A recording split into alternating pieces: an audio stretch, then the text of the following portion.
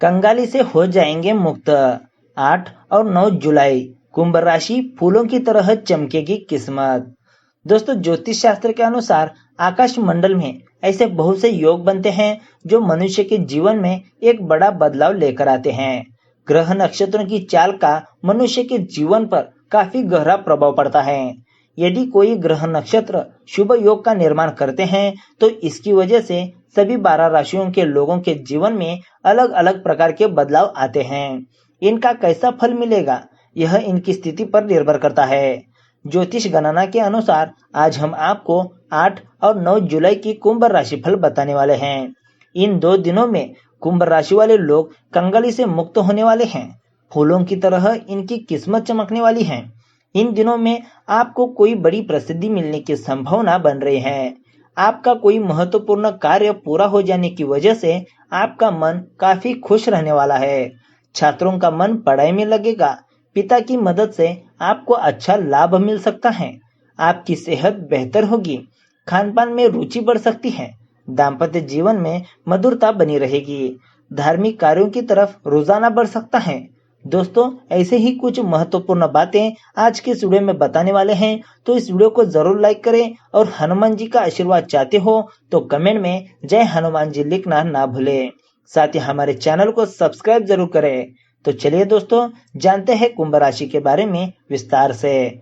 सबसे पहले बात करते हैं कुंभ राशि की कुछ पॉजिटिव बातों के बारे में।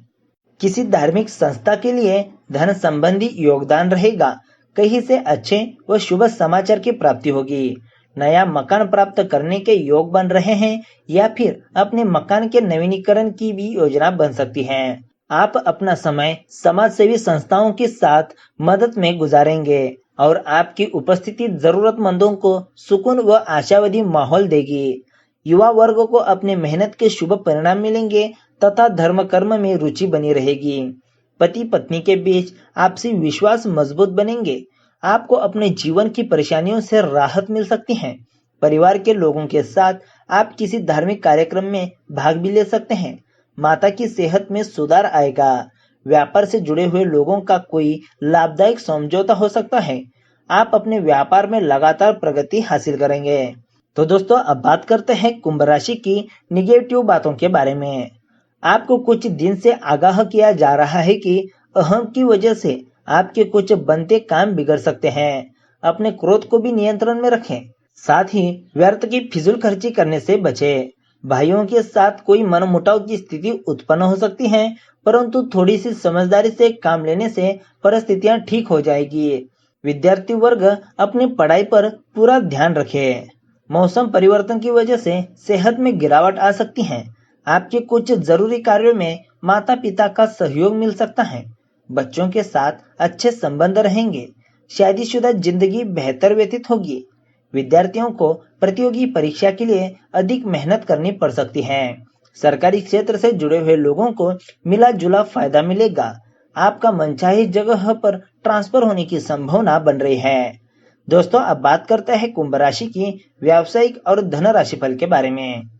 व्यापार से संबंधित अधिक से अधिक प्रचार प्रसार करना फायदेमंद साबित होगा। साथ ही प्रभावशाली नए संपर्क भी मिल सकते हैं।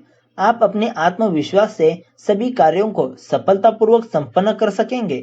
अपने लाभ को बढ़ाने के लिए प्रचार प्रसार का सहारा लें। समझदारी से अपने बाजार का चुनाव करें। ठीक से प्रचार करें। आप पाएंगे कि व्यापार दिन दुगनी रात चौगुनी गति से बढ़ रहा है।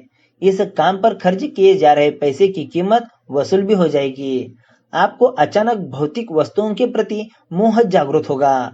आपको जीवन में सर्वश्रेष्ठ वस्तुएं चाहिए और आप चाहते हैं कि इस राह पर चलने का कोई छोटा मार्ग नहीं है। अपने जीवन को वित्तीय रूप से संतुष्ट की राह पर ले जाइए और सुकून की तलाश कीजिए। महत्वपूर्ण यह है कि आप अपने लक्ष्यों को कितनी जल्द पूरा करते हैं। दोस्तों, अब बात करते हैं कुंभ राशि की करियर राशिफल के बारे में। अपने गुस्से पर काबू रखें। संकेत है कि आप अपने कार्यस्थल में अपना आपा खो देंगे, जिससे आपकी छवि बिगड़ सकती है। अपना ध्यान अपने लक्ष्यों पर रखें और अपने व्यावसायिक संबंधों को बिगड़ने ना दें। याद रहे, आप छोटे मोटे मुद्दों को छोड़कर अपने लंबे समय के लक्ष्यों पर ध्यान केंद्रित करें। दोस्तों, अब बात करते हैं कुंभ राशि की लव लाइफ के बारे में। पति पत्नी साथ मिलकर घर व व्यवसाय संबंधी सभी कार्यों को सुचारू रूप से संपन्न करेंगे, जिससे आपस में भी भावनात्मक संबंध मजबूत होंगे। आज अगर आप अपने पार्टनर के चुनाव को लेकर माता पिता को मनाने में लगे हैं, तो आपको अपनी बात से उन्हें प्रसन्न करने में सफलता मिल सकती है। उन पर दबाव ना डालें, नहीं तो वे आपके विरुद्ध जा सकते हैं। अगर आप सरल और ईमानदार हैं, तो वे आज इस शादी को लेकर सहमत हो सकते हैं। दोस्तों, अब बात करते हैं कुंभ राशि की स्वास्थ्य राशिफल के बारे में। वंशानुगत बीमारी संबंधी रोग पुनः उड़ सकते हैं, इसलिए लापरवाही बिल्कुल भी ना बरते। रोड पर चलते समय आपको अपना ख्याल रखना होगा, भले ही आप वाहन चला रहे हो या नहीं। ध्यान रहे, तेज वाहन चलाने से आप खुद को और दूसरी को भी खतरे में डाल सकते हैं, इसलिए आपको विवेक युक्त, समझदार और सतर्क होकर रहना होगा। ये दिन आपके लिए शुभ नहीं है, खासकर अगर आप यात्रा पर जाना चाहते हो। दोस्तों, अब बात करते हैं भाग्यशाली रंग और भाग्यशाली अंक के बारे में। भाग्यशाली रंग जो कि गुलाबी और भाग्यशाली अंक जो कि 9 रहने वाला है। तो दोस्तों, यह थी 8 और 9 जुलाई की कुंभ राशि फल। तो दोस्तों, यह थी 8 और 9 जुलाई की कुंभ राशि फल।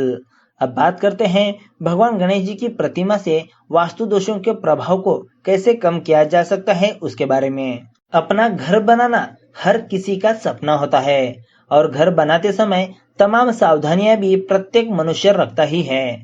इसके बावजूद अगर आपको लगता है कि आपके बने हुए भवन में वास्तु दोष है, तो आपको परेशान होने की जरूरत नहीं है।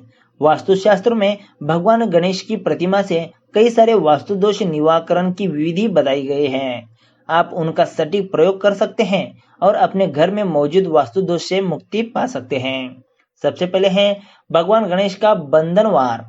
अगर आपको लगता है कि आपके भवन में नकारात्मकता ज्यादा है और सुख समृद्धि में कमी हो रही है, तो आप अपने मुख्य द्वार पर भगवान गणेश का बंधनवार लगाकर अपनी इस कष्ट से मुक्ति पा सकते हैं। वैसे भी घर का मुख्य द्वार साफ सुथरा और स्वच्छ रहे तो इससे नकारात्मक शक्तियां ही दूर रहती है। इसके बावजूद भगवान गणेश का बंधनवार लगाने से सकारात्मक शक्तियों को घर में प्रवेश करने का रास्ता मिलता है। दोस्तों, अब बात करते हैं व्यवसाय में नुकसान के बारे में। अगर आप अपना बिजनेस कर रहे हैं और पिछले कुछ दिनों से अपने व्यवसाय में लगातार घाटा हो रहा है और आपकी कंपनी तथा फैक्ट्री में जो भी प्रोडक्ट बन रहे हैं उसमें गिरावट आती जा रही है, तो आपको इसके निवारण के लिए भगवान गणेश की प्रतिमा का चुनाव करना होगा। इसके लिए आप गणेश जी के प्रतिरूप स्वास्तिक को ताम्र पत्र में या फिर पूजा की थाली में स्थापित करने और नियमित रूप से इनकी पूजा करें। देखते देखते ही आपके गिरे हुए व्यवसाय में वृद्धि आएगी और आप उन्नति करेंगे। दोस्तों, अब बात करते हैं बंद पड़े मकान में निवास। अगर आप किसी ऐसे मकान में रहने जा रहे हैं जो लंबे समय से बंद पड़ा है, तो इसमें रहने से पहले आपको कुछ वास्तु के उपाय कर लेना चाहिए। वास्तु शास्त्र के अनुसार लंबे समय से बंद पड़े घर में रहने से नकारात्मक शक्तियां उसमें हावी हो जाती हैं। इसलिए ऐसे घर के प्रवेश द्वार के ठीक सामने मुख्य द्वार की तरफ मुंह की हुई गणेश जी की 9 इंच की लंबी प्रतिमा को स्थापित करना चाहिए। इससे बंद पड़े घर की नकारात्मक शक्तियां दूर होती हैं और घर में सकारात्मक ऊर्जा बरकरार रहती है। तो दोस्तों, अब बात करते हैं नए घर में प्रवेश करते वक्त कौन से बातों का ध्यान रखना होगा। अगर आपने अपने भवन का निर्माण कराया है और उसमें रहने के लिए जा रहे हैं, तो गृह प्रवेश के पूर्व ही घर की लॉबी में पूर्व दिशा की दीवार पर भगवान गणेश की 6 इंच की प्रतिमा लगाए। वास्तुशास्त्र के जानकारों के मुताबिक इससे घर में बेहद सकारात्मक ऊर्जा रहती है और इस घर में रहने वाले लोगों के स्वास्थ्य और ऊर्जा में कोई कमी नहीं आती है। तो दोस्तों, अब बात करते हैं दक्षिण मुखी भवन के बारे में। अगर किसी कारणवश आपके भवन का मुख दक्षिण दिशा में बना है, तो आपको भगवान गणेश की ऐसी प्रतिमा अपने मुख्य द्वार पर लगाना चाहिए, जो ना ही अधिक बड़ी हो और ना ही अधिक छोटी हो। इसके साथ ही उस दीवार की उल्टी साइड में भी एक गणेश भगवान की प्रतिमा स्थापित करनी चाहिए और दोनों ही प्रतिमाओं की पीठ आपस में जुड़ी हुई होना चाहिए।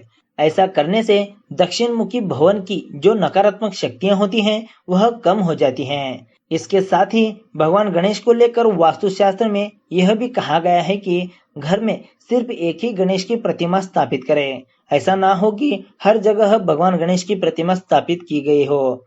ऐसा करने से विशेष लाभ नहीं मिलता है। तो दोस्तों ये है वो उपाय जिन्हें आजमा कर आप अपने घर के वास्तु दोष को समाप्त कर सकते हैं। तो दोस्तों आज की इस वीडियो में बस इतना ही। वीडियो अच्छा लगा तो एक लाइक जरूर करेगा, साथ ही कमेंट में जय हनुमान जी लिखना ना भूलेगा। तो मिलते हैं एक नई वीडियो के साथ। धन्यवाद।